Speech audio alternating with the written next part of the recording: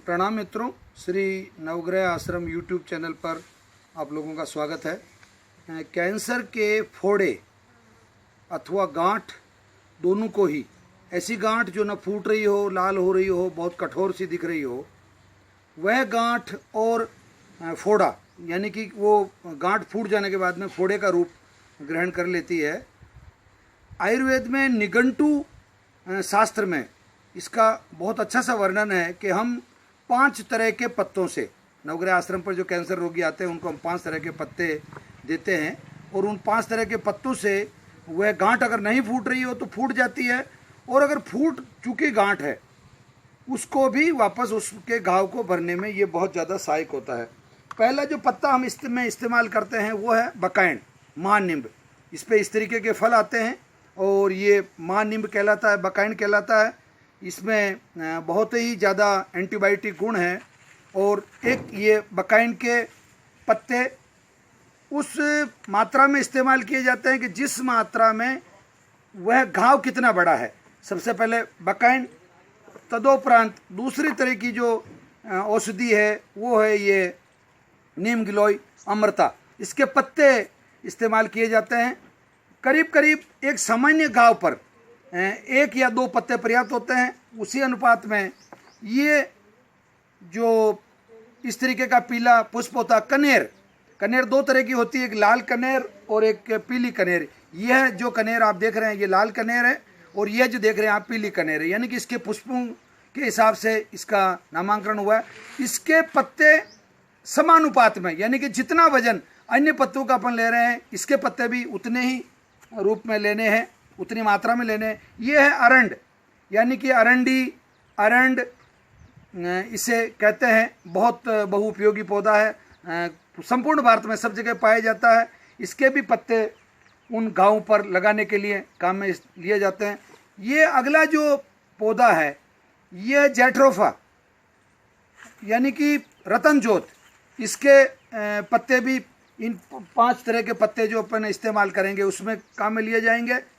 ये अगला जो पत्ता है, अगली जो वनस्पति है ये है विधारा, यानी कि इसे तांबेसर बेल भी कहा जाता है। ये काफ़ी उपयोगी बेल है।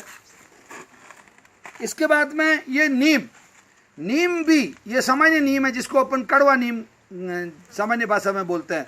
तो यानी कि महानीम की पत्तियां की तरह इसकी भी पत्तियां हैं, परंतु ये बिल्कुल एक अलग गुण लिए हुए हैं। परंतु ये गांठ के लिए, घाव के लिए बहुत ही उपयोगी है। इसके पत्तों की मात्रा भी समानुपात में, यानी कि दूसरे पत्तों का जितना वजन है उस रूप में लिया जाएगा। और इसी संदर्भ में ये जो अंतिम जो पत्ता है ये है कटहरी।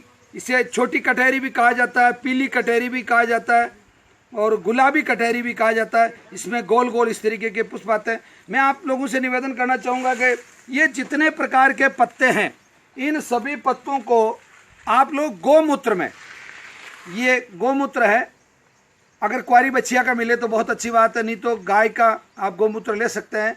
उन सब में इन सभी वनस्पतियों को समान मात्रा में लेते हुए बहुत अच्छे से ग्राइंड करें, बहुत बारीक बांटें, इसकी लुगदी बना लें और इस लुगदी को जो कैंसर का घाव है उस कैंसर के घाव पर लेप करें और 24 घंटे में कम से कम 2 बार लेप लगाते रहें। उससे वो जितनी भी कठोर गांठ है वो फूट जाएगी, अथवा जो घाव है वो घाव भी इसे धीरे धीरे भरना शुरू हो जाएगा।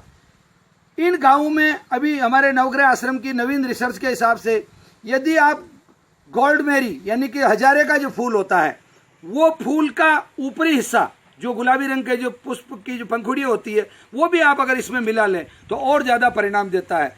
जिन रोगियों को मुंह का कैंसर है, टंग कैंसर है, यानी कि मुंह के अंदर अगर घाव है तो इससे कुल्ला किया जाता है, निगला नहीं जाता। कृपया ये सभी जहरीले पौधे हैं, इनमें विषाक्त तत्व है, अतः कुल्ला आप कर सकते हैं। 1 मिनट 1.5 मिनट मुंह में उसको रख लें और उसके बाद में बाहर डाल दें।